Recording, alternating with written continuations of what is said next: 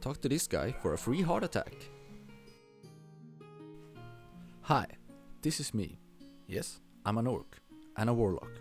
Not a very strong warlock. Well, at least not yet. I'm heading on a journey to become the mightiest demon commander in Azeroth, and I've already managed to befriend this imp. He says to call him Pipcup. He proves useful in most tasks we undertake.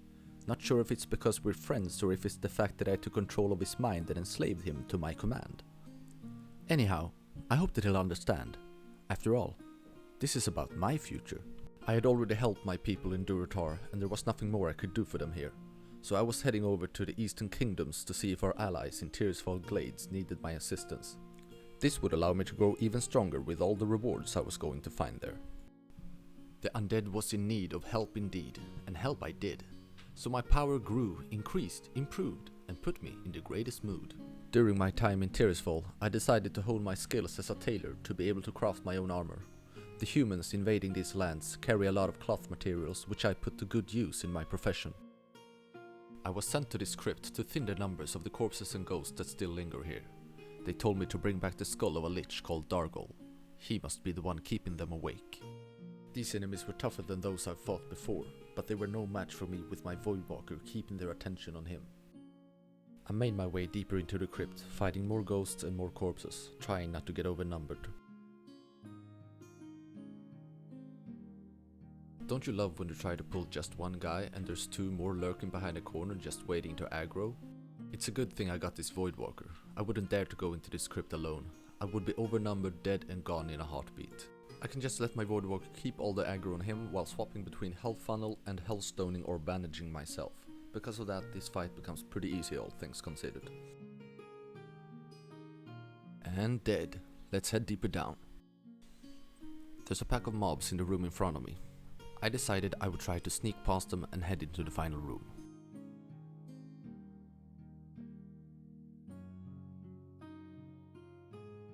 I was careful to pull these mobs one at a time while backing into the empty room behind me, so that their friends wouldn't aggro on us.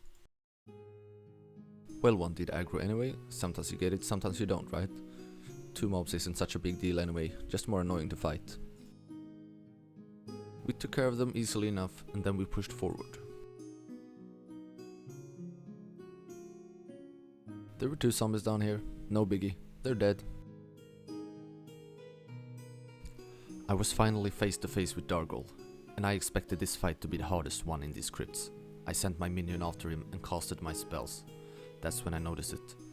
I was completely wrong. He went down like a hot knife through butter.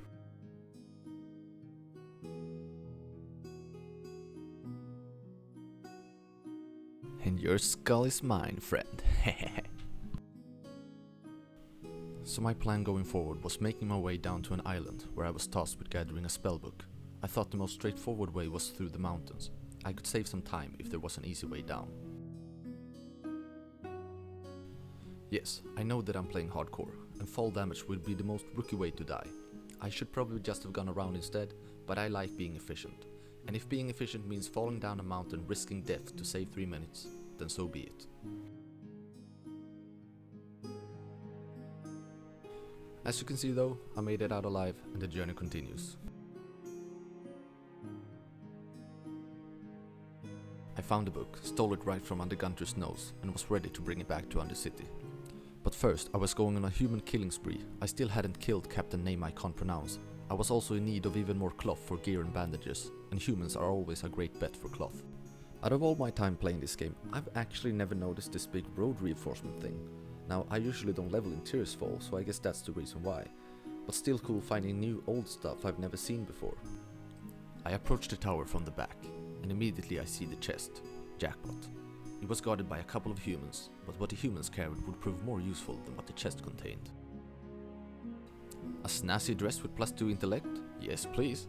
It's also this run's first green drop as well. Always happy to see that.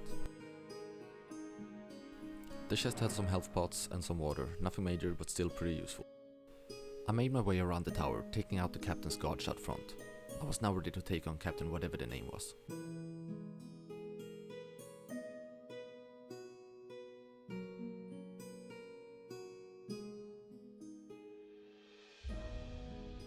He goes down easy enough.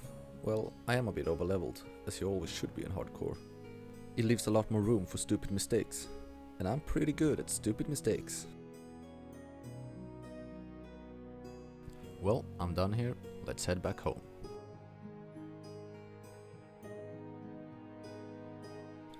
I made some bandages from the cloth we gathered, and then went to Undercity to deliver the book we stole from the island. Bether put a spell on the book and told me to return it to Gunther at the island. When Gunther sees the book, he will know that Bether too is free from the Lich King. Bether hopes that after Gunther knows this, he will join him with the Forsaken in Undercity. Gunther believes the spell but still wants proof that I am enemy to the Scourge. I proved this to him by at his request summon and slay the Scourge agent Lilith Nefara.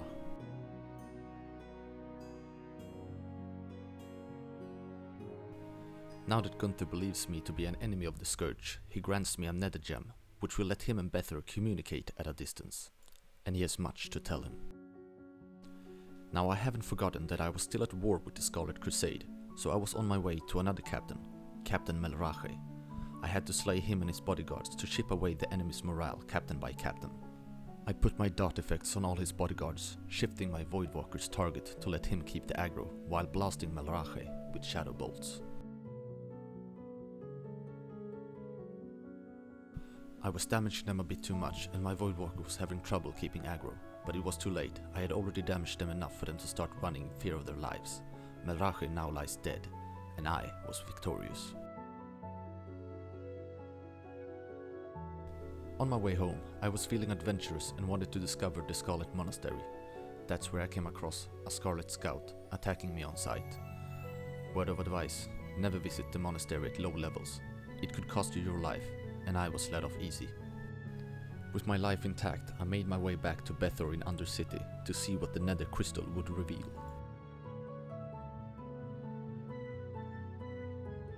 A visage of Gunther appeared and told Bether that they would speak at length when time permits. He then thanked me for my aid in showing him the way to the Forsaken. I realized that if I were to become a better tailor, then my gear could massively improve. But to do that, I would need a lot of cloth, and a lot of humans had to die. I found a spot where the humans were already dead, but they still dropped the cloth that I needed. So here I were, gathering both experience and cloth at the same time, and I stayed here from level mid-13 up to level 15, saving all the cloth I could carry. I stumbled upon this rare ghost, who dropped an upgrade to my robe with 2 intellect and 2 stamina. Very nice. I now had over 100 cloth in my bags, and I was ready to improve my skill in tailoring. So I walked back to Undercity to see the trainer and started crafting. I now needed wool cloth to improve further, but I could disenchant the robes that I made to also improve in enchanting. I used the remaining cloth that I had to improve my first aid up to 40 and learned to make heavy bandages.